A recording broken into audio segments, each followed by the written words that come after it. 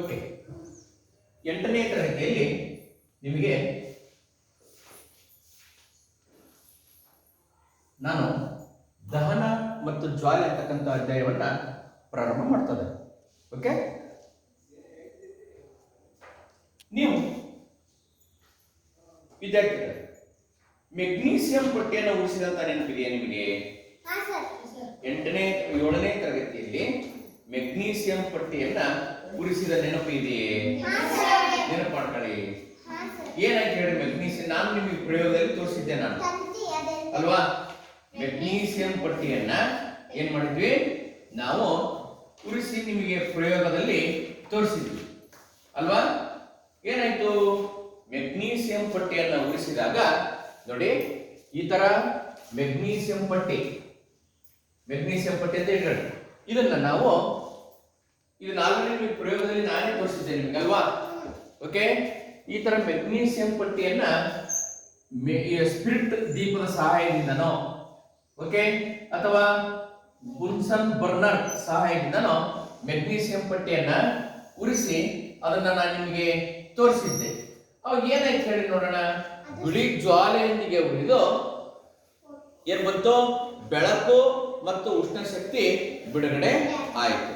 ಜೊತೆ carbon dioxide ಹಿಂಗೆಲ್ಲ ಹೊಗೆ ಅನಿಲ ರೂಪದಲ್ಲಿ ಬಿಡುಗಡೆ ಆಯಿತು. ಹೌದಾ? ಈಗ ಏನಾಯ್ತಪ್ಪ ಅಂತಂದ್ರೆ, ಹಾಗಾದ್ರೆ ಇದೇ ತರ ಕಲ್ಲಿದ್ದಲನ್ನು ಉರಿಸೋಣ. ಇದೇ ತರ ಏನಂತೆ? ಕಲ್ಲಿದ್ದಲನ್ನು ಉರಿಸೋದು. ಓಕೆ, ಕಲ್ಲಿದ್ದಲನ್ನು ಉರಿಸಿದಾಗ ಏನಾಯ್ತು? ಅದು ಕೂಡ ಕಲ್ಲಿದ್ದಲನ್ನು ಕೂಡ ನಾವು ಉರಿಸಿದಾಗ ಏನಾಯ್ತಪ್ಪ ಅಂತಂದ್ರೆ ಅದು ಕೂಡ ಏನ್ ಕೊಡ್ತು? ಬೆಳಕು, ಶಾಖ ಅಥವಾ ಉಷ್ಣ ಶಕ್ತಿಯನ್ನ ಕೊಡ್ತು. ಹಾಗಾದ್ರೆ ಈಗ ಹೇಳ್ರಿ, ದಹನ ಕ್ರಿಯೆ ಅಂದ್ರೆ ಏನು?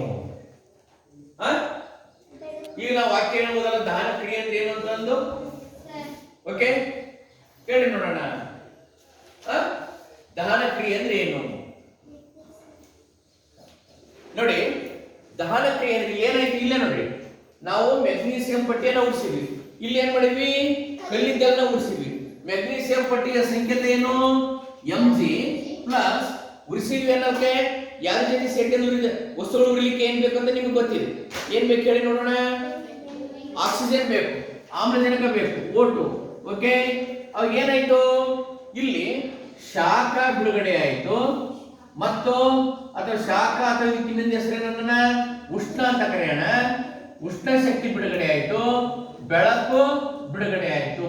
ಅದೇ ತರ ಕಲ್ಲಿದ್ದಲ ಸಂಕೇತ ಸಿ, ಅದು ಆಕ್ಸಿಜನ್ ಜೊತೆಗೆ ಸೇರ್ಕೊಂಡು ಉರಿದು ಏನಾಯ್ತು? ಅದು ಕೂಡ ಶಾಖ ಅಥವಾ ಉಷ್ಣ ಮತ್ತು ಬೆಳಕು ಬಿಡುಗಡೆ ಆಯಿತು. ಈಗ ಹೇಳ್ಬೋದಲ್ಲ, ಹಾಗಾದ್ರೆ ದಹನ ಕ್ರಿಯೆ ಅಂದ್ರೆ ಏನಪ್ಪಾ ಅಂತಂದ್ರೆ ಇವೆರಡರಲ್ಲಿ ನೋಡಿ ನಾವೇನ್ ಹೇಳ್ಬೋದು? ದಹನ ಕ್ರಿಯೆಗೆ ಯಾವುದೇ ವಸ್ತುಗಳು ಆಕ್ಸಿಜನ್ ನೊಂದಿಗೆ ವರ್ತಿಸಿ ಏನ್ ಬಿಡುಗಡೆ ಮಾಡ್ತದವು? ಬೆಳಕು, ಶಾಖ ಅಥವಾ ಉಷ್ಣ ಶಕ್ತಿಯನ್ನು ಬಿಡುಗಡೆ ಮಾಡುವ ಕ್ರಿಯೆಗೆ ನಾವೇನಂತ ಕರಿಬಹುದು? ದಹನ ಕ್ರಿಯೆ. ಒಂದು ಪೇಪರ್ ಉರಿಸಿ, ಅದು ದಹನ ಕ್ರಿಯೆ. ಹೌದಲ್ಲ? ಮನೆಯಲ್ಲಿ ಅಡಿಗೆ ಮಾಡ್ತಿದ್ದೀರಿ, ಯಾವ ಇಂಧನವನ್ನು ಸುಡ್ತಾ ಇದ್ದೀರಿ? LPG. ಹೌದಾನೆ? LPG ಗ್ಯಾಸ್ ಸಿಲಿಂಡರ್ ಅಂತ ಕರಿತಿದ್ರೆ ನೀವು. ಗ್ಯಾಸ್ ಒಲೆ ಮೇಲೆ ಅಡಿಗೆ ಮಾಡ್ತೀವಿ, ಕೆಲವೊಬ್ಬರು ಕಟ್ಟಿಗೆ ಮೇಲೆ. ಹೌದಾ? ಕಟ್ಟಿಗೆನ ಅದೊಂದು ಇದು ದಹನ ಕ್ರಿಯೆ. ಕಟ್ಟಿಗೆ ಉರಿದು ಏನಾಗುತ್ತೆ? ಅಲ್ಲಿ ಕೂಡ ಏನ್ ಕೊಡ್ತು? ಬೆಳಕು ಮತ್ತು ಶಾಖದ ರೂಪದಲ್ಲಿ ಬಿಡುಗಡೆ ಆಯಿತು. ಹೌದಾ? ಇದನ್ನೇ ಏನಂತ ಕರೀತಾರೆ? ದಹನ ಕ್ರಿಯೆ ಅಂತ ಕರೀತಿದ್ದಾರೆ. ಗೊತ್ತಾಯ್ತಲ್ಲ? ದಹನ ಕ್ರಿಯೆ ಅಂದ್ರೆ ಏನು? ಯಾವುದೇ ಒಂದು ವಸ್ತುಗಳು ಯಾವ್ದರೊಂದಿಗೆ ವರ್ತಿಸಿ? ಆಕ್ಸಿಜನ್ ನೊಂದಿಗೆ ವರ್ತಿಸಿ ಏನನ್ನ ಕೊಡಬೇಕು? ಉಷ್ಣ ಮತ್ತು ಬೆಳಕನ್ನು ನೀಡುವ ಕ್ರಿಯೆಗಳಿಗೆ ಏನಂತ ಕರೀತಾರೆ? ದಹನ ಕ್ರಿಯೆ ಅಂತ ಕರೀತಾರೆ. ಅಲ್ವಾ? ಯಸ್. ಹಾಗಾದ್ರೆ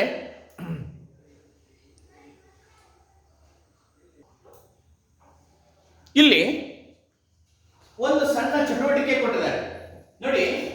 ಚಟುವಟಿಕೆ ಏನಪ್ಪ ಅಂತಂದ್ರೆ 4.1 ಪುಟ ಸಂಖ್ಯೆ 54 ಏನಂತ ಇದೆ? ಮೆಗ್ನೀಸಿಯಂ ಪಟ್ಟಿಯನ್ನು ಉರಿಸುವಿಕೆ. ಚಟುವಟಿಕೆ ಏನಿದೆಯಪ್ಪ ಅಂತಂದ್ರೆ ಚಟುವಟಿಕೆ ಅಥವಾ ಪ್ರಯೋಗ ಚಟುವಟಿಕೆ ಎಷ್ಟು 4.1 ಅಂತ ಇದೆ. ಇದನ್ನ ಆಲ್ರೆಡಿ ನಾನು ನಿಮಗೆ ಇಲ್ಲಿ ತೋರಿಸಿದ್ದೆ ಪ್ರಯೋಗದ ಮೂಲಕ. ಏನಂತೆ? ಮೆಗ್ನೀಸಿಯಂ ಮೆಗ್ನೀಸಿಯಂ ಪಟ್ಟಿ ಪಟ್ಟಿ ಏನ್ ಮಾಡೋದು? ಉರಿಸುವಿಕೆ ಅಂತ ಇದೆ. ಉರಿಸುವಿಕೆ ನೋಡಿ, ಪುಟ ಸಂಖ್ಯೆ 56ರಲ್ಲಿದೆ ಇದು, ಸಾರಿ 54ರಲ್ಲಿದೆ. ಅಂದ್ರೆ ಮೆಗ್ನೀಸಿಯಂ ಪಟ್ಟಿಯನ್ನು ಇಕ್ಕಳ ಸಹಾಯದಿಂದ ಉರಿಸಿದಾಗ ಏನಾಯ್ತು? ತಿಳಿಯದಾದ ಒಂದು ಬೆಳಕು ಅಥವಾ ಬೆಳಕು ಬಂದು ಪುಡಿ ಉತ್ಪತ್ತಿ ಆಯ್ತು. ಆ ಪುಡಿಯೇ ಮೆಗ್ನೀಸಿಯಂ ಆಕ್ಸೈಡ್. ಮೆಗ್ನೀಸಿಯಂ ಪಟ್ಟಿ ಸಂಕೇತ ಏನು? Mg, ಸರಿನಾ? ಪ್ಲಸ್ ಉರಿಸುವಿಕೆಯಿಂದ ಏನಾಗುತ್ತೆ? ಆಕ್ಸಿಜನ್, ಓಟೋ, ಅರೋಮಾ ಏನ್ ಕೊಡ್ತು? Magnesium oxide. ಏನ್ ಕೊಡ್ತಂತೆ? Magnesium oxide. ಪ್ಲಸ್ ಮತ್ತೇನ್ ಕೊಡ್ತು? ಶಾಖ. ಮತ್ತೇನು ಕೊಡ್ತು? ಬೆಳಕು ನೀಡ್ತು. ಅದೇ ತರ ಕಲ್ಲಿದ್ದಲನ್ನ ಉರಿಸಿದಾಗ ಕಲ್ಲಿದ್ದಲ ಸಂಕೇತ ಸಿ. ಉರಿಸಿದಾಗ ಏನು? ಆಕ್ಸಿಜನ್, ಅರೋಮಾ ಏನ್ ಕೊಡ್ತಂತೆ? ಕಾರ್ಬನ್ ಡೈಆಕ್ಸೈಡ್, ಶಾಖ ಮತ್ತು ಬೆಳಕು. ಇದರ ಆಧಾರದ ಮೇಲೆ ನಾವೇನ್ ಹೇಳ್ಬೋದು? ದಹನ ಕ್ರಿಯೆ ಅಂದ್ರೆ ಏನು? ಯಾವುದೇ ವಸ್ತುಗಳು, ಇಲ್ಲಿ ಮೆಗ್ನೀಸಿಯಂ, ಇಲ್ಲಿ ಕಾರ್ಬನ್ ಅಥವಾ ಕಲ್ಲಿದ್ದಲು, ಯಾವುದೇ ವಸ್ತುಗಳು ಆಕ್ಸಿಜನ್ ನೊಂದಿಗೆ ವರ್ತಿಸಿ ಏನ್ ಬಿಡುಗಡೆ ಮಾಡ್ತವೆ? ಶಾಖ, ಬೆಳಕು ಬಿಡುಗಡೆ ಮಾಡುವ ಕ್ರಿಯೆಗೆ ಏನಂತ ಕರೀತಾರೆ? ದಹನ ಕ್ರಿಯೆ ಅಂತ ಕರೆದ್ರು. ಅರ್ಥ ಆಯ್ತಲ್ಲ?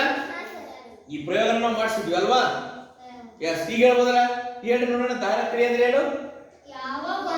ಯಾವುದೇ ವಸ್ತುಗಳು, ಇದು ಇಲ್ಲಿ ಮೆಗ್ನೀಸಿಯಂ ಐತಿ, ಇಲ್ಲಿ ಕಾರ್ಬನ್ ಐತಿ. ಯಾವುದೇ ವಸ್ತುಗಳು ಯಾವ್ದ್ರೊಂದಿಗೆ ವರ್ತಿಸಿ ಹೇಳಿ ನೋಡೋಣ. ಓಟೋ ಅಂದ್ರೆ ಏನಿದು?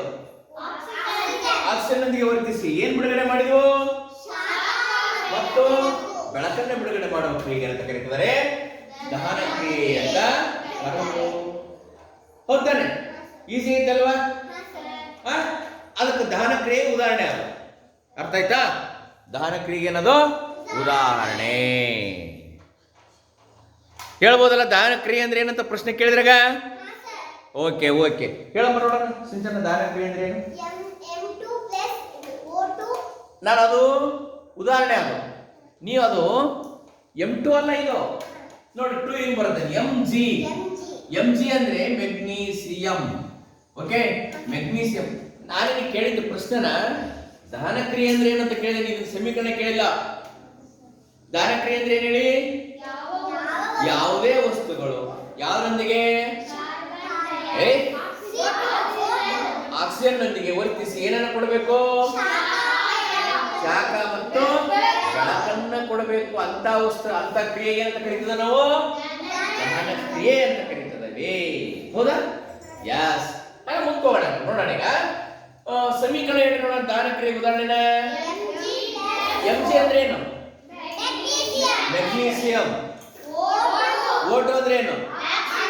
ಮೆಗ್ನೀಸಿಯಂ ಪಟ್ಟಿ ಆಕ್ಸಿಜನ್ ನೊಂದಿಗೆ ವರ್ತಿಸಿ ಅಂದ್ರೆ ನಾವು ಉಳಿಸ್ತದವಲ್ಲ, ಹೌದಾ? ವರ್ತಿಸಿ ಏನ್ ಕೊಡ್ತು? ಮೆಗ್ನೀಸಿಯಂ ಆಕ್ಸೈಡ್ ಕೊಡ್ತು. ಮತ್ ಜೊತೆಗೆ ಏನ್ ಕೊಡ್ತು? ಶಾಖ ಮತ್ತು ಬೆಳಕು. ಇಲ್ಲ ನೋಡಿ, ಕಲ್ಲಿದ್ದಲು ತೆಗೆದುಕೊಂಡದ ನಾವು, ಹೌದಾ? ಕಲ್ಲಿದ್ದಲಿನ ಸಂಕೇತ ಏನಿದೆ? ಸಿ. ಓಕೆ, ಯಾವ ಜೊತೆ ವರ್ತನೆ ಮಾಡಿದೆ? ಆಕ್ಸಿಜನ್ ನೊಂದಿಗೆ ವರ್ತನೆ ಮಾಡಿದೆ. ಏನನ್ನ ನೀಡಿದೆ? CO2 ಅಂದ್ರೆ ಕಾರ್ಬನ್ ಡೈಆಕ್ಸೈಡ್, ಶಾಖ, ಬೆಳಕನ್ನ ಕೊಟ್ಟಿದೆ ಅಲ್ವಾ? ಯಸ್. ಇದು ಏನು? ದಹನ ಕ್ರಿಯೆಗೆ ಏನಾಯ್ತಪ್ಪ ಅಂತಂದ್ರೆ ಉದಾಹರಣೆ ಆಗಿದೆ ಅಲ್ವಾ? ಓಕೆ ವಿದ್ಯಾರ್ಥಿಗಳೇ, ಹಾಗಾದ್ರೆ ದೈಹ್ಯ ವಸ್ತು ಅಂದ್ರೆ ಏನಪ್ಪ? ದೈಹ್ಯ ವಸ್ತು ಅಂದ್ರೆ ದಹನ ಕ್ರಿಯೆಗೆ ಒಳಪಡುವ ವಸ್ತುವೇ ದೈಹ್ಯ ವಸ್ತು. ದಹನ ಕ್ರಿಯೆಯಲ್ಲಿ ಒಳಪಡುವ ವಸ್ತುವನ್ನು ಏನಂತ ಕರೀತಿದ್ದಾರೆ? ದೈಹ್ಯ ವಸ್ತು ಅಂತ ಕರೀತಿದ್ದಾರೆ. ನಾವು ಆಗ್ಲೇ ತೋರಿಸಿದ ಪ್ರಯೋಗದಲ್ಲಿ ಯಾವುದು? ಮೆಗ್ನೀಸಿಯಂ ಮತ್ತು ಕಲ್ಲಿದ್ದಲು ಇವು ಏನಾಗಿರುವಂತೆ? ದೈಹ್ಯ ವಸ್ತುಗಳಾಗಿದ್ದಾವೆ. ಇವರು ಉಳಿಸಿದ್ದಾನೆ. ಈಗ ಅಲ್ಲಿ ಒಂದು ನಿಮಗೆ ಚಟುವಟಿಕೆಯನ್ನು ಕೊಟ್ಟಿದ್ದಾರೆ. ದೈಹ್ಯ ವಸ್ತು ಅದೈಹ್ಯ ವಸ್ತುಗಳಾಗಿ ವಿಂಗಡಿಸಿ ಅಂತ ಚಟುವಟಿಕೆ ಇದೆ. ಎಲ್ಲಿದೆ ಅಂತಂದ್ರೆ ಪುಟ ಸಂಖ್ಯೆ 55 ಇಲ್ಲಿದೆ ನೋಡಿ. ಓಕೆ, ಇದನ್ನ ಓದಮ್ಮ. ಇದನ್ನ ನೀವು ಹೇಳಿ. ಹುಲ್ಲು, ಬೆಂಕಿ, ಮತ್ತೆ ಕಲ್ಲಿದ್ದಲು,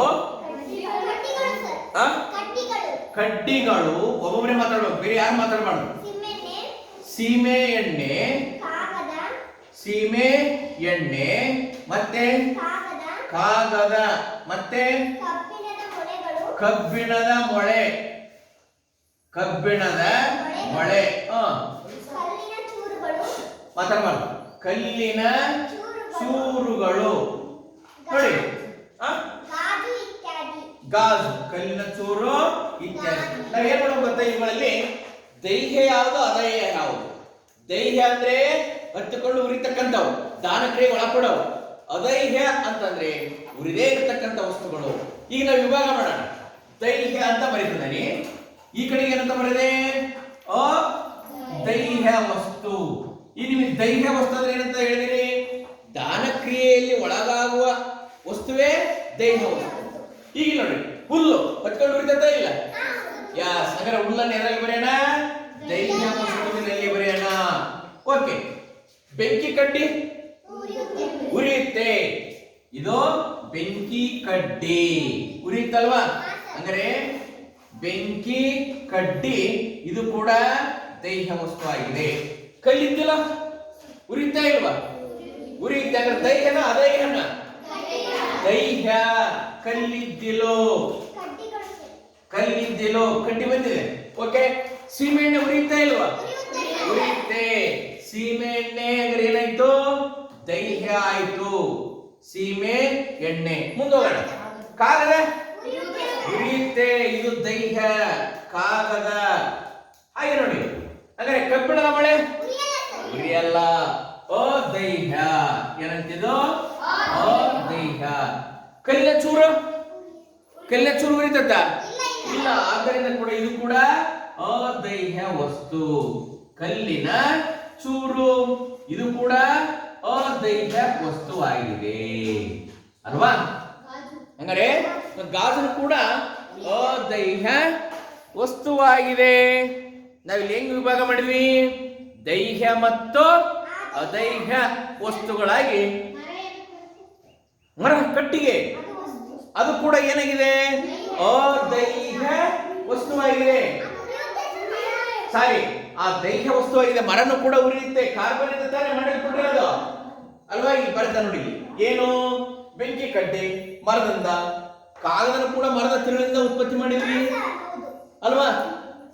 ಮರ ಅದು ಕಾರ್ಬನ್ ಇಂದ ಮಾಡಲ್ಪಟ್ಟಂತ ವಸ್ತು, ಅದು ಕೂಡ ಉರಿಯುತ್ತೆ. ಆದ್ದರಿಂದ ದೈಹ್ಯ ವಸ್ತುವಿನಲ್ಲಿ ಅದನ್ನು ಪಟ್ಟಿ ಮಾಡಿದ್ವಿ. ಏನು? ಇದ್ದಿರೋ ಅದು ಕಾರ್ಬನ್ ಬಹುರೂಪ, ಅದು ಕೂಡ ಉರಿತೈತಿ. ಆದ್ದರಿಂದ ನೋಡಿ, ಇಲ್ಲಿ ನೋಡಿ, ನಾವಿಲ್ಲಿ ಕಾರ್ಬನ್ ಸಂಕೇತ ಬರ್ತೇವೆ. ಇದ್ದಿಲು, ಗ್ರಾಫೈಟ್, ಕಲ್ಲಿದ್ಲು, ಆಮೇಲೆ ಕೋಕ್, ಇವೆಲ್ಲ ಎದಕ್ಕೆ ಬರ್ತದವೆ? ಕಾರ್ಬನಿನ ಸಂಕೇತ. ಇವು ಕಾರ್ಬನಿನ ಬಹುರೂಪಗಳು. ಸಂಕೇತ ಒಂದೇ, ರಾಸಾಯನಿಕ ಗುಣ ಒಂದೇ, ಆದ್ರೆ ನೋಡ್ಲಿಕ್ಕೆ ಆಕೃತಿ ಅಂದ್ರೆ ಫಿಸಿಕಲ್ ಪ್ರಾಪರ್ಟಿ ಮಾತ್ರ ಬೇರೆ ಇದೆ. ಅರ್ಥ ಆಯ್ತಾ?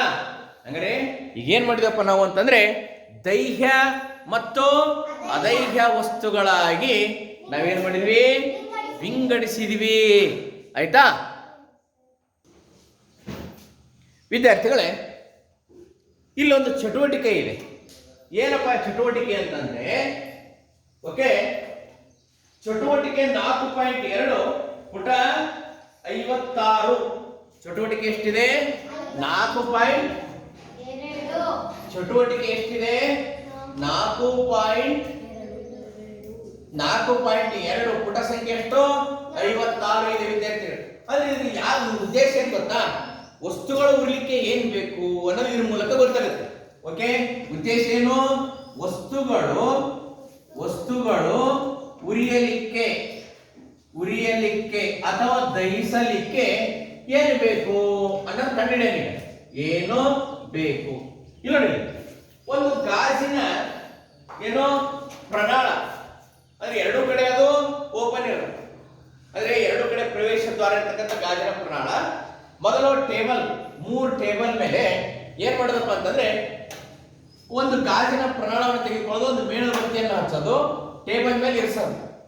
2 ಮರದ ತುಂಡುಗಳನ್ನ ಇಟ್ಟು ಮೇಣದ ಬತ್ತಿಯನ್ನು ಹಚ್ಚಿ ಈ ಗಾಜಿನ ಪ್ರಣಾಳವನ್ನ ಎರಡೂ ಕಡೆ ಓಪನ್ ಇರುತ್ತದೆ. ಈ ತರ ಬೋರೆಲ್ಲ ಹಾಕಿ, ಇಲ್ಲಿ ಓಪನ್ ಇದೆ, ಇಲ್ಲಿ ಓಪನ್ ಇದೆ. ಅವಾಗ ಇದು ದೀಪ ಏನಾಗುತ್ತೆ? ಹಾಗೆ ಅಬ್ಸರ್ವ್ ಮಾಡಿ, ಸರಾಗವಾಗಿ ಉರಿತೈತೆ, ಉರಿಯೋದಲ್ವ? ಇಲ್ಲಿ ಗಾಳಿ ಹೋಗುತ್ತೆ ಮತ್ತು ಮೇಲಿಂದನೂ ಗಾಳಿ ಬರುತ್ತೆ. ಗಾಳಿಯಲ್ಲಿ ಆಕ್ಸಿಜನ್ ಇರುತ್ತೆ, ಉರಿಯುತ್ತೆ ತಾನೆ ಅವು. ನೋಡಿ ಇಲ್ಲಿ ಮರದ ಚಕ್ಕೆಯನ್ನು ಇಟ್ಟಿದೀವಿ, ಮರದ ತುಂಡನ್ನು ಇರಿಸಿದೀವಿ ಎರಡು. ಎರಡನೇ ಹಂತದಲ್ಲಿ ಏನ್ ಮಾಡೋಣ ಅಂತಂದ್ರೆ, ಇಲ್ಲಿ ಎರಡನೇ ಹಂತದಲ್ಲಿ ಮೇಣದ ಬತ್ತಿ ಹಾಗೇ ಇರ್ಲಿ, ಏನ್ ಮಾಡೋದು, ಈ ಮರದ ತುಂಡನ್ನ ತೆಗಿಬಿಡೋದು. ಅವಾಗ ಏನಾಯ್ತು, ಅವಾಗ ಏನಾಯ್ತಪ್ಪ ಅಂತಂದ್ರೆ, ಅವಾಗ ಏನಾಗುತ್ತೆ, ಈ ಮೇಣದ ಬತ್ತಿ ನಿಧಾನವಾಗಿ ಉರಿದು ಮಿನುಗುತ್ತದೆ ಮತ್ತು ಹೊಗೆಯನ್ನ ಉಂಟು ಮಾಡುತ್ತದೆ. ಯಾವಾಗ? ಎರಡನೇ ಹಂತದಲ್ಲಿ ಕೆಳಗಿನ ಏನನ್ನ ಮರದ ತುಂಡಗಳನ್ನ ತೆಗೆದ್ತೀವಿ. ಮತ್ತೇನ್ ಮಾಡೋದಪ್ಪ ಅಂತಂದ್ರೆ, ನೋಡಿ ಇಲ್ಲಿ ಸರಾಗವಾಗಿ ಉರಿತು, ಇಲ್ಲೇನಾಯ್ತು ನೋಡ, ಇಲ್ಲೇನಾಯ್ತು, ಸರಾಗವಾಗಿ ಏನಾಯ್ತು, ಉರಿಯುತ್ತದೆ. ಯಾವುದು? ಮೇಣದ ಬತ್ತಿ ಉರಿಯುತ್ತಿದೆ. ಇಲ್ಲೇನಾಯ್ತು, ಇಲ್ಲಿ ಮೇಣದ ಬತ್ತಿ ಮಿಣುಗುತ್ತಿದೆ, ಮಿಣುಗುತ್ತಿದೆ. ಮತ್ತೇನ್ ಮಾಡ್ತು, ಹೊಗೆಯನ್ನ ಉತ್ಪತ್ತಿ ಮಾಡ್ತು. ಮೂರನೇ ಹಂತದಲ್ಲಿ ಏನ್ ಮಾಡ್ತಂತ ನೋಡೋಣ. ಮೂರನೇ ಹಂತದಲ್ಲಿ ಏನ್ ಮಾಡೋಣಪ್ಪ ಅಂತಂದ್ರೆ, ಈ ತರ ಈ ಮೇಣದ ಬತ್ತಿ ಇರುತ್ತಲ್ಲ, ಗಾಜಿನ ಏನು ಪ್ರಣಾಳವನ್ನ ಬೋರ್ಲ ಹಾಕಿ ಚಕ್ಕೆಯನ್ನು ತೆಗೆದ ಕೆಳಗಿನ ಗಾಳಿ ಹೋಗ್ತಾ ಇಲ್ಲ. ಇಲ್ಲಿ ಒಂದು ಗಾಜಿನ ತಟ್ಟೆಯನ್ನು ಮುಚ್ಚಿಬಿಡೋಣ, ಬಂದ್ ಮಾಡಿಬಿಡೋದು. ಮೇಲಿಂದ ಗಾಳಿ ಹೋಗ್ತಾ ಇಲ್ಲ, ಇಲ್ಲಿ ಈ ಪ್ರಣಾಳದ ಕೆಳಗಿಂದ ಹೋಗ್ತಾ ಇಲ್ಲ, ಗಾಳಿನ ಹೋಗ್ತಾ ಇಲ್ಲ. ಅವಾಗ ಮೇಣದ ಬತ್ತಿ ಉರಿಯುತ್ತಾ ಇಲ್ಲ. ಮೇಣದ ಬತ್ತಿ ನಂದಿ ಹೋಗುತ್ತದೆ. ಮೇಣದ ಬತ್ತಿ ಏನಾಯ್ತು, ನಂದಿ ಹೋಗುತ್ತದೆ. ಇದ್ರ ಅರ್ಥ ಏನೇಳಿ ನೋಡೋಣ. ಹಂಗಾರೆ ವಸ್ತುಗಳು ಉರಿಲಿಕ್ಕೆ ಏನ್ ಬೇಕಾಯ್ತು ನಂಗಾಯ್ತ? ನೋ, ಇಲ್ಲಿ ಆಗಲೇ ದೇಹ ವಸ್ತು ಇದೆ. ನೋ, ಇಲ್ಲಿ ಕಟ್ಟಿಗೆ ಇತ್ತು, ಇಲ್ಲಿ ಓಪನ್ ಇತ್ತು, ಗಾಳಿ ಬಂತು. ಇಲ್ಲಿ ಕಟ್ಟಿಗೆ ತೆಗೆದ್ವಿ, ಇಲ್ಲ ಸ್ವಲ್ಪ ಗಾಳಿ ಬಂತು, ಇಲ್ಲಿ ಹೊಗೆ ಮಿಣಿಮಣ ಅಂತ ಹೊಗೆ ಉತ್ಪತ್ತಿ ಆಯ್ತು. ಇಲ್ಲಿ ನೋಡಿ, ಎಲ್ಲೆಲ್ಲೂ ಗಾಳಿ ಪ್ರವೇಶ ಇಲ್ಲ. ಮೇಣದ ಬತ್ತಿ ಆರಿ ಹೋಗ್ಬಿಡುತ್ತೆ, ಬರೀ ಹಿಂಗೆ ಒಂದು ದಾರ ತೊಳ್ಕೊಂಡ್ಬಿಡುತ್ತೆ, ಆರಿ ಹೋಗ್ಬಿಡುತ್ತೆ ಮೇಣದ ಬತ್ತಿ, ನಂದಿ ಹೋಗ್ಬಿಡುತ್ತೆ. ಈಗ ವಸ್ತುಗಳು ಉಳಿಲಿಕ್ಕೆ ಏನ್ ಬೇಕಾಯ್ತು? ಯಸ್, ವಸ್ತುಗಳು ಉಳಿಲಿಕ್ಕೆ ಏನ್ ಬೇಕಾಯ್ತು? ಗಾಳಿ ಬೇಕು. ಆ ಗಾಳಿಯಲ್ಲಿ ಏನಿರುತ್ತೆ? ಆಕ್ಸಿಜನ್. ಆ ಗಾಳಿಯಲ್ಲಿ ಏನಿರುತ್ತೆ? ಆಕ್ಸಿಜನ್ ಇರುತ್ತೆ. ಓಕೆ, ಯಾವುದೇ ವಸ್ತುಗಳು ಉರಿಯಲಿಕ್ಕೆ ಏನ್ ಬೇಕಂತಪ್ಪ? ಆಕ್ಸಿಜನ್ ಬೇಕು. ಯಾವುದೇ ವಸ್ತುಗಳು ಉರಿಲಿಕ್ಕೆ ಏನ್ ಬೇಕು? ಆಕ್ಸಿಜನ್. ಅಂದ್ರೆ ಗಾಳಿಯಿಂದ ಈ ವಸ್ತುಗಳು ಉರಿಯುತ್ತವೆ. ನಾವು ಇಲ್ಲಿ ಕೂಡ ದಹನ ಕ್ರಿಯೆಯನ್ನು ಇಲ್ಲಿ ಎಕ್ಸ್ಪ್ಲೇನ್ ಮಾಡ್ಬೋದು ನೋಡು. ದಹನ ಕ್ರಿಯೆ ಅಂದ್ರೆ ಏನು? ಇಲ್ಲ ನೋಡಿ, ಯಾವುದೇ ವಸ್ತುಗಳು ಆಕ್ಸಿಜನ್ ನೊಂದಿಗೆ ವರ್ತಿಸಿ ಏನ್ ಬಿಡುಗಡೆ ಮಾಡಿದ್ವು? ಶಾಖ ಮತ್ತು ಬೆಳಕು ಬಿಡುಗಡೆ ಮಾಡುವ ಕ್ರಿಯೆನೇ ದಹನ ಕ್ರಿಯೆ. ಗೊತ್ತಾಯ್ತೇನ? ಹೌದಾ? ಇದ್ರ ಮೂಲಕ ನಾವು ವಾಕ್ಯ ಹೇಳ್ಬೋದಲ್ವಾ? ಮೊದಲನೇ ಹಂತದಲ್ಲಿ ಏನ್ ಮಾಡಿದ್ವಿ ಹೇಳಿ ನೋಡೋಣ. ಇಲ್ಲಿ ಒಂದನೇ ಹಂತದಲ್ಲಿ ಏನಾಯ್ತು? ಮೇಣದ ಬತ್ತಿ ಏನಾಯ್ತು? ನೀನ್ ಎದ್ದೇಳು, ವೈಷ್ಣವಿ ಎದ್ದೇಳು, ಹೇಳು. ಮೇಣದ ಬತ್ತಿ ಏನ್ ಉರಿತೀವಿ? ಸರಾಗವಾಗಿ ಉರಿತು. ಎರಡನೇ ಹಂತದಲ್ಲಿ ಕಟ್ಟಿಗೆಯನ್ನ ಏನ್ ಮಾಡಿದ್ವಿ? ತೆಗೆದ್ವಿ. ಇಲ್ಲ ಮಾತ್ರ ಗಾಳಿ ಬಂತು. ಮೇಣದ ಬತ್ತಿ ಏನಾಯ್ತು? ಮಿಣುಗುತ್ತಾ ಐತಿ, ಅಂದ್ರೆ ಮಂಕಾಗ್ತಾ ಇದೆ. ಮತ್ತೇನ್ ಉತ್ಪತ್ತಿ ಆಯ್ತು? ಹೊಗೆ. ತುಂಬಾ ಹೊಗೆ ಉತ್ಪತ್ತಿ ಆಯ್ತು. ಇದು ತುಂಬಾ, ಯಾಕೆ ಹೇಳು? ಗಾಳಿ. ಮತ್ತೆ ಮೂರನೇ ಹಂತದಲ್ಲಿ ಏನಾಯ್ತು? ಗಾಳಿ ಪ್ರವೇಶ ಫುಲ್ ಸ್ಟಾಪ್ ಮಾಡಿದೇವಿ. ಇಲ್ಲಿ ಬಂದ್ ಮಾಡಿದೇವಿ, ಇಲ್ಲಿ ಬಂದ್ ಮಾಡಿದೇವಿ. ಏನಾಯ್ತು ಹಂಗಾದ್ರೆ? ಮೇಣದ ಬತ್ತಿ ಏನಾಯ್ತು? ನಂದಿ ಹೋಗು. ಹಾಗಾದ್ರೆ ಈ ಉದ್ದೇಶ ಏನ್ ಹೇಳಿ ನೋಡೋಣ. ಹಾಗಾದ್ರೆ ಇದರಿಂದ ನಾವೇನ್ ಅರ್ಥ ಮಾಡ್ಕೊಂಡ್ವಿ? ವಸ್ತುಗಳು ಉರಿಯಲಿಕ್ಕೆ ಏನ್ ಬೇಕು? ಗಾಳಿ ಬೇಕು. ಆ ಗಾಳಿಯಲ್ಲಿ ಏನಿರುತ್ತೆ? ಆಕ್ಸಿಜನ್. ಇಲ್ಲಿ ಪ್ರಶ್ನೆ ಏನಿದೆ? ವಸ್ತುಗಳು ಉರಿಯಲಿಕ್ಕೆ ಏನು ಬೇಕು? ಈಗ ಉತ್ತರನ ಗಾಳಿ ಬೇಕು. ಆ ಗಾಳಿಯಲ್ಲಿ ಏನಿರುತ್ತೆ? ಆಕ್ಸಿಜನ್ ಇರುತ್ತೆ. ಆ ಗಾಳಿಯಲ್ಲಿ ಏನಿರುತ್ತಂತೆ? ಆಕ್ಸಿಜನ್ ಇರುತ್ತೆ. ಅರ್ಥ ಆಯ್ತಾ? Okay, yes. ಹಂಗಾರೆ ಯಾವುದೇ ಒಂದು ವಸ್ತುಗಳು ಹತ್ತಿಕೊಂಡು ಉರಿಲಿಕ್ಕೆ ಏನ್ ಬೇಕು? ಆಕ್ಸಿಜನ್ ಅವಶ್ಯಕ.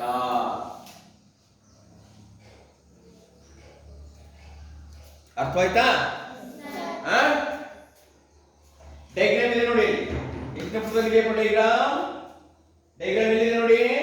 56ನೇ ಪುಟದಲ್ಲಿದೆ. ಚಟುವಟಿಕೆ 4.2 ಅಂತ ಇದೆ ನೋಡಿ, ಅಲ್ವಾ? ಯಸ್.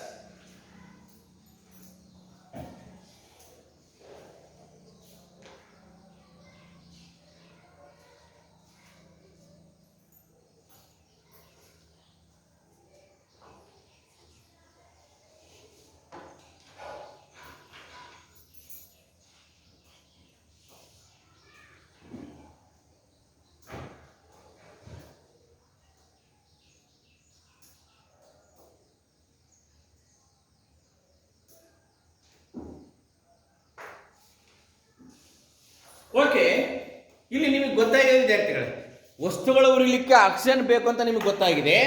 ಈಗ ನಾನು ಒಂದು ಉದಾಹರಣೆ ಕೇಳ್ತದೆ. ಅಲ್ಲಿ ಪುಸ್ತಕದಲ್ಲಿ ಆ ಚಿತ್ರ ಕೊಟ್ಟಿದ್ದಾರೆ. ಒಬ್ಬ ವ್ಯಕ್ತಿ ಮಲಗಿದಾನೆ, ಬೆಂಕಿ ಹತ್ತಿಕೊಂಡು ಅವನ ಸುತ್ತಿಗೆ ಏನು ಸುತ್ತಿದ್ದಾರೆ? ಕಂಬಳಿಯನ್ನ ಸುತ್ತಿದ್ದಾರೆ. ಯಾಕೆ ಹೇಳ್ರಿ ನೋಡೋಣ.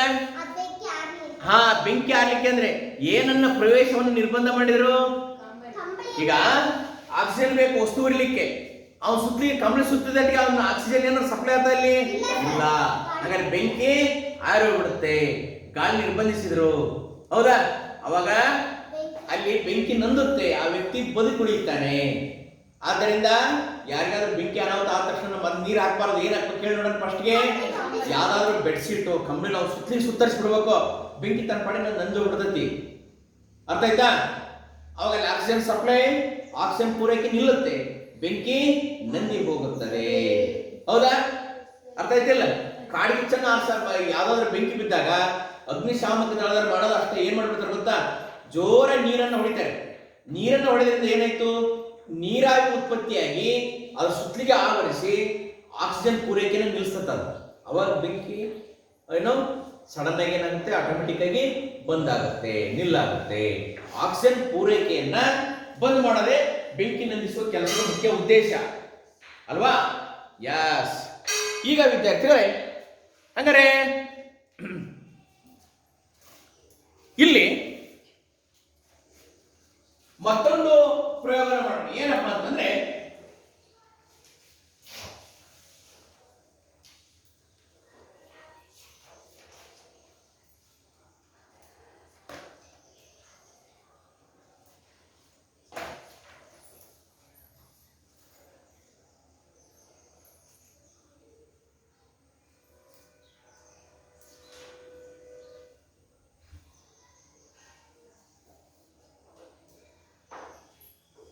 ನೋಡಿ ಇಲ್ಲಿ ನಾನು ಕೆಲವೊಂದು ನಿಮ್ಗೆ ಉದಾಹರಣೆ ಕೇಳ್ತೇನೆ. ಏನಪ್ಪಾ ಅಂತಂದ್ರೆ,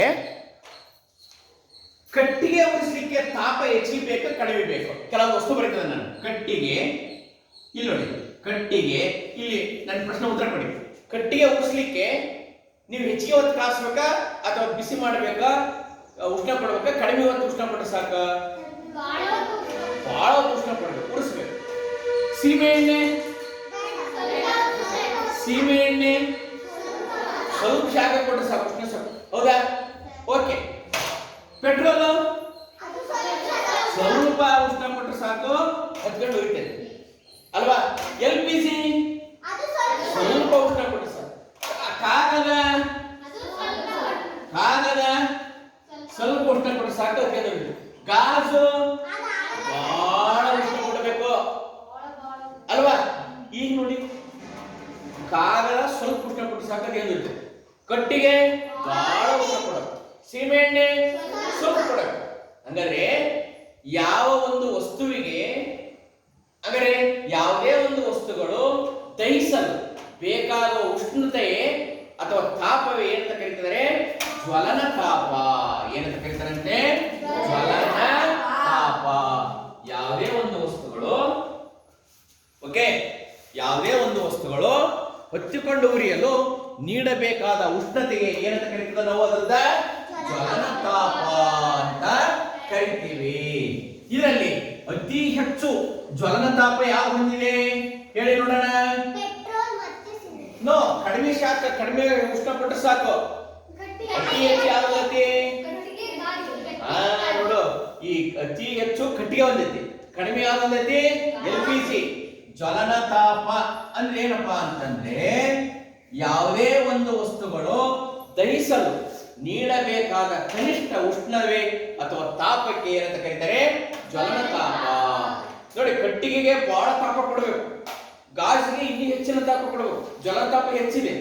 ಆದ್ರೆ LPG ಜ್ವಲನ ತಾಪ ಹಿಂಗ್ ಟಕ್ಕನ ಸ್ವಲ್ಪ ಬೆಂಕಿ ಹಚ್ಚಿದ್ರೆ ಸಾಕು ಗೆಂದಿರ್ತೈತಿ, ಹೌದಲ್ಲ? ಜ್ವಲನ ತಾಪ ಕಡಿಮೆ ಇದೆ. ಜ್ವಲನ ತಾಪ ಏನಿದೆ? ಕಡಿಮೆ ಇದೆ. ಯಾವ್ದು? LPG. ಅರ್ಥ ಆಯ್ತಾ? LPG ಜ್ವಲನ ತಾಪ ಏನಾಗಿದೆ? ಅತ್ಯಂತ ಕಡಿಮೆ ಇದೆ. ಹೌದಾ ವಿದ್ಯಾರ್ಥಿಗಳೇ? ಈಗ ಹೇಳಿ, ನಾನು ಕೆಲವೊಂದು ಪ್ರಶ್ನೆ ಕೇಳ್ತಿದ್ದೀನಿ, ನೀವು ಉತ್ತರ ಹೇಳ್ಬೇಕು, ಹೌದಾ? ಓಕೆ, ಈಗ ಹೇಳಿ, ನಾನು ಕೆಲವೊಂದು ಪ್ರಶ್ನೆ ಕೇಳ್ತೀನಿ, ನೀವೇನ್ ಮಾಡ್ಬೇಕಪ್ಪ? ಉತ್ತರವನ್ನ ಹೇಳಬೇಕು. ಓಕೆ, ದಹನ ಕ್ರಿಯೆ ಅಂದ್ರೆ ಏನಮ್ಮ ವೈಷ್ಣವಿ? Stand up. ದಹನ ಕ್ರಿಯೆ ಅಂದ್ರೆ ಏನು? ದಹನ ಕ್ರಿಯೆ ಅಂದ್ರೆ ಏನು? ದಹನ ಕ್ರಿಯೆ ಅಂದ್ರೆ ಏನು ಹೇಳಿ? ಹೇಳಿ.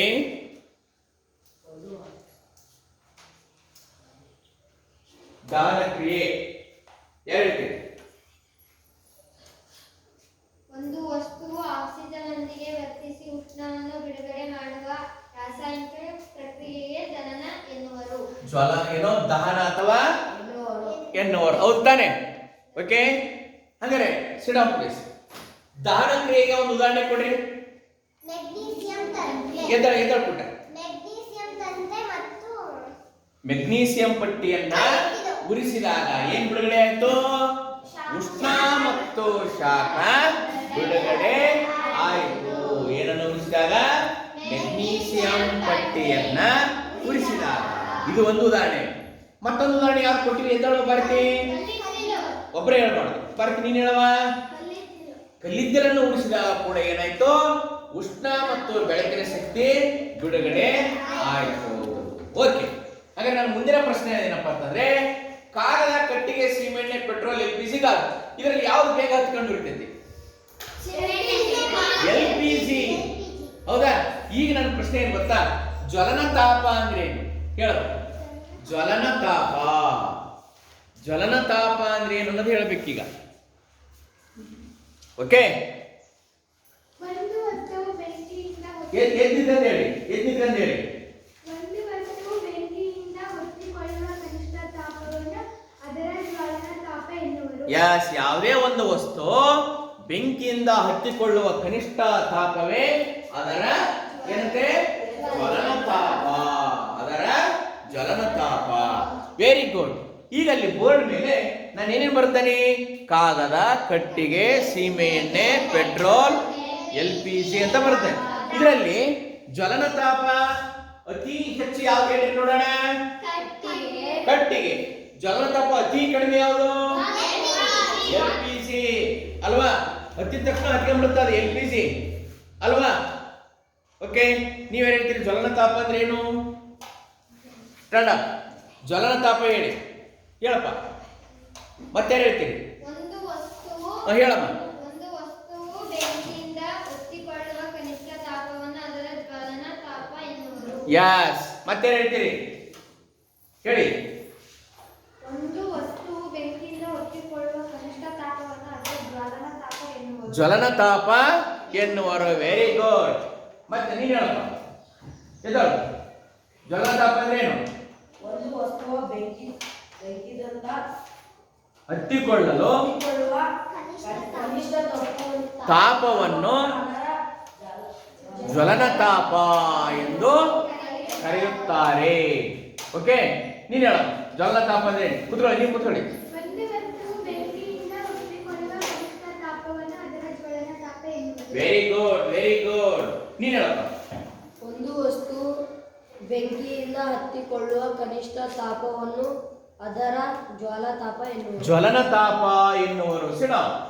ಹಾಗಾದ್ರೆ ನೀವು ಇವತ್ತು ಮನೆಯಲ್ಲಿ ಏನ್ ಮಾಡಬೇಕು ವಿದ್ಯಾರ್ಥಿಗಳಂತಂದ್ರೆ, ಇಲ್ಲಿ ನೋಡಿ, ಅಧ್ಯಾಯ ಏನಂತ ಬರಬೇಕು? ಮೊದಲು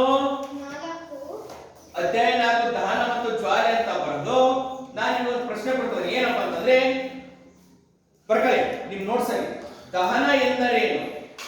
ಒಂದನೇ ಪ್ರಶ್ನೆ ಏನು? ದಹನ ಎಂದರೇನು?